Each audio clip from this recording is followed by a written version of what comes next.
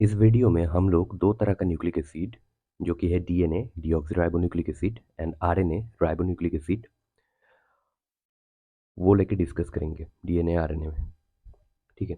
तो पहला टॉपिक जो है वो है डीएनए। अब डीएनए का डिस्कवरी किसने किया था? डीएनए का डिस्कवरी किया था या फिर स्ट्रक्चरल डिस्कवरी जो है डीएनए कैसे दिखता है या फिर बेसिक स्ट्रक्चर क्या है इसका, इसको लेके जो थ्योरी आया था वो दिया था वाटसन एंड क्रिक नाम का दो साइंटिस्ट ने। डीएनए का स्ट्रक्चर जो कि मेन इंपॉर्टेंट है और यहाँ से ही क्वेश्चन बनता है एक्चुअली। तो डीएनए एक डबल हेलिकल फॉर्म है। हेलिक्स मतलब ऐसा दो स्ट्रैंड है डीएनए में जो कंटिन्यूअसली एक दूसरे के साथ एक हेलिकल स्ट्रक्चर फॉर्मेशन करते हैं। ठीक है। And two polynucleotide strand are anti parallel to each other. मतलब ये तो पॉलीन्यूक्लियोटाइड स्ट्रैंड है जो कि एक दूसरे का ऑपोजिट चलता है। अभी ऑपोजिट वाला सेंस जो है मैं आगे डिस्कस करता हूँ। बट यहाँ पे है, अगर ये 5' है तो इसका दूसरा एंड जो होगा वो 3' होगा, मतलब 5' होगा। मतलब एक एंड 5' से होते हुए 3' एंड पे खत्म हो रहा है, दूसरा शुरुआत हो रहा है 3' से 5' एंड पे जाके खत्म हो रहा है। तो डीएनए क्या है? दो पॉलीन्यूक्लियोटाइड स्ट्रैंड है, दो polynucleotide strand and helical structure form करते हैं। हेलिकल मतलब कॉइल स्ट्रक्चर फॉर्म हो रहा है, ठीक है ना। कॉइल जैसे कि मान के चलो स्प्रिंग जैसा, जैसे कॉइल हो रहा है ऐसे। ये है basic structure of the DNA. इसमें क्या बोले हैं कि दो पॉलीन्यूक्लियोटाइड स्ट्रैंड जो है वो anti parallel to each other. अब थोड़ा जान लेते हैं हम लोग कि पैरेलल क्या होता है। तो बचपन में हम लोगों ने सुना था कि दो पैरेलल लाइन जो होता है वो कभी एक दूसरे को इंटरसेक्ट नहीं करता, मतलब मिलेगा नहीं, कोई दो पॉइंट नहीं मिलेगा। ये लोग कंटिन्यूअसली इन्फिनाइट तक ऐसे ही चलता रहेगा। दोनों में डिस्टेंस हमेशा ही सेम होगा, कोई भी पॉइंट उठा ले हम लोग तो इसे बोलते हैं पैरेलल। अब पैरेलल तभी बोला जाएगा इन लोगों को जब दो लाइन का डायरेक्शन सेम होगा। तो जब डायरेक्शन सेम तब हम इसको बोलेंगे पैरेलल।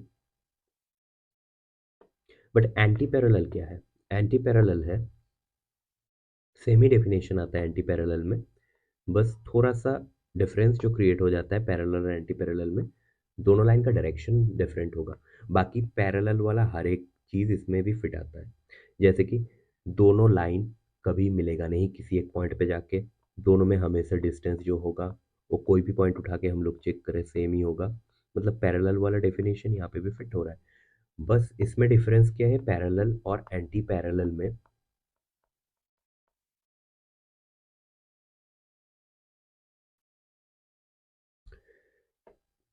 पैरेलल में ये दोनों लाइन सेम ही डायरेक्शन में मूव हो रहा है, एंटी पैरेलल में दो ऑपोजिट डायरेक्शन में मूव हो रहा है।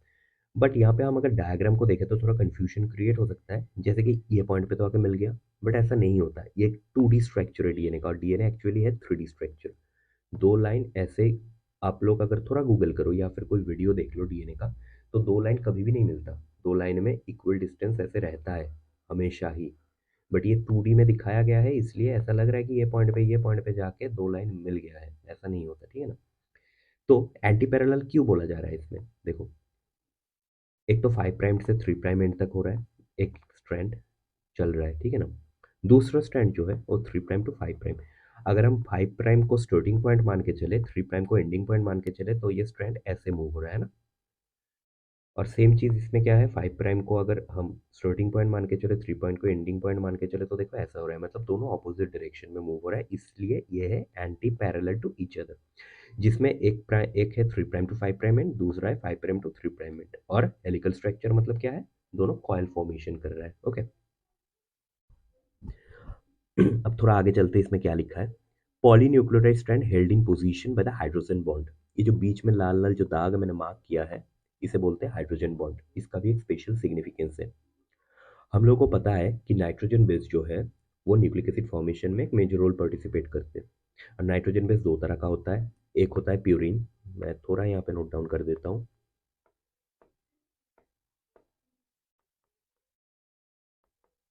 प्यूरिन, जिसमें मैंने मेंशन किया था प्यूरिन में दो तरह का आता है। यहाँ पे डीएनए स्ट्रक्चर पढ़ रहे हैं तो डीएनए वाला प्यूरिन और पिरिमिडिन बेसिकली लिख रहा है, एडेनिन एंड गुआनिन। ओके। और pyrimidine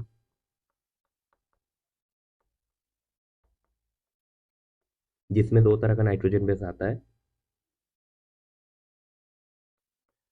cytosine and thymine. Okay, तो polynucleotide strand held in the position by hydrogen bond. अभी हाइड्रोजन बॉन्ड का भी एक पैटर्न है, कैसे हाइड्रोजन बॉन्ड फॉर्म करेगा।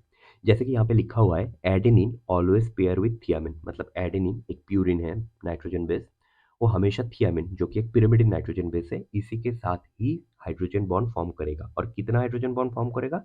दो हाइड्रोजन बॉन्ड फॉर्म करेगा, टू हाइड्रोजन बॉन्ड, बैंड नहीं बॉन्ड।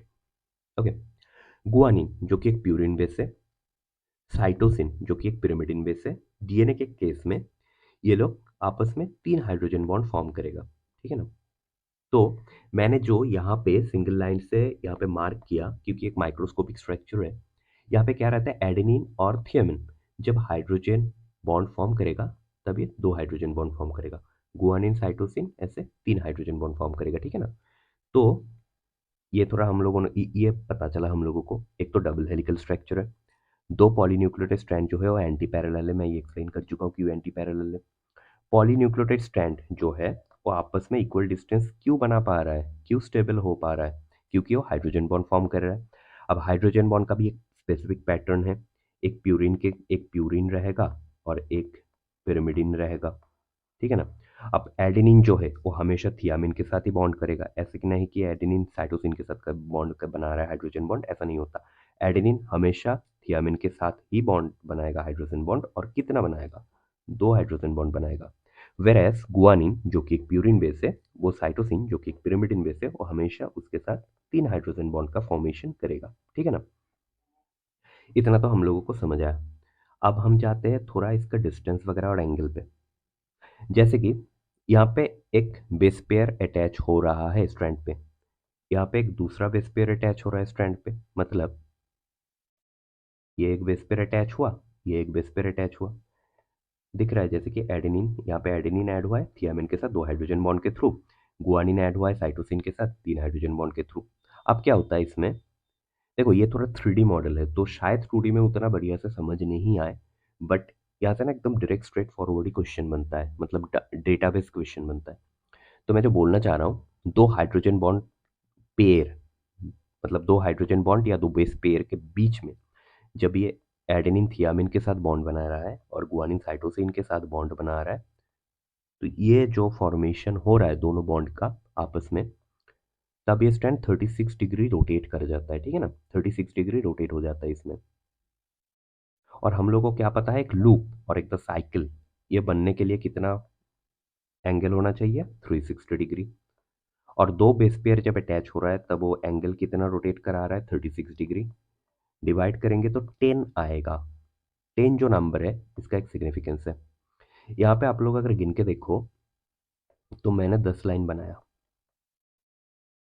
ये जो है यहाँ तक 10 लाइन है। 1 2 3 4 5 6 7 8 9 10। ये जो 10 लाइन वाला और 10 हाइड्रोजन बॉन्ड वाला, और ये भी बोल सकते हैं कि 10 बेस पेयर वाला जो लूप बना है यहाँ पे, उसे हम कहते हैं पिच ऑफ द डीएनए, ठीक है ना। तो क्वेश्चन यहाँ से बनना शुरू हो रहा है, जैसे कि पिच ऑफ द डीएनए में कितना बेस पेयर रहेगा? तो 10 बेस पेयर रहेगा, ठीक है।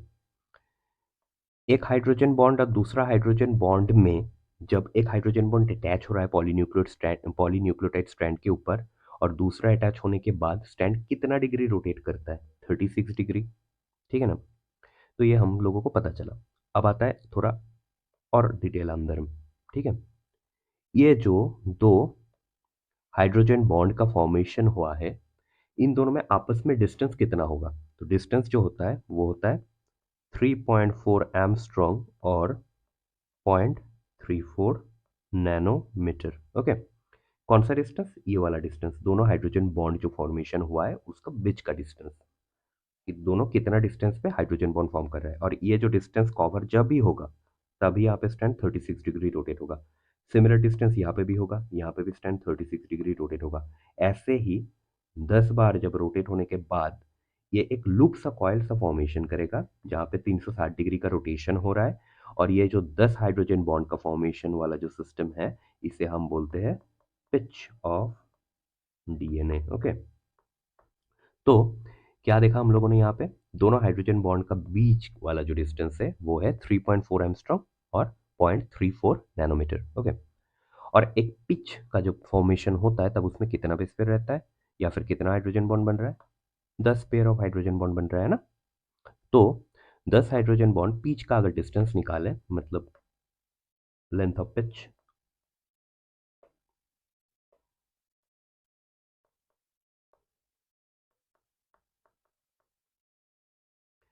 एक का बीच एक दो हाइड्रोजन बॉन्ड के बीच का डिस्टेंस क्या है?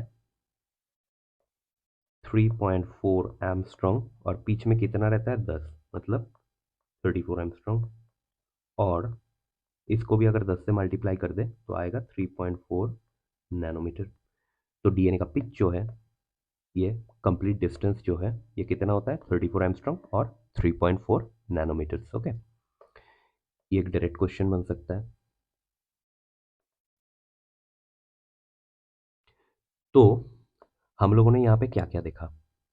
एक तो है ये एक बेस पेयर जब न्यूक्लियोटाइड स्ट्रैंड के ऊपर अटैच होगा, फिर अगला जो अटैच होगा वहाँ पे स्ट्रैंड 36 डिग्री रोटेट कर जाता है, ठीक है ना, घूम जाता है।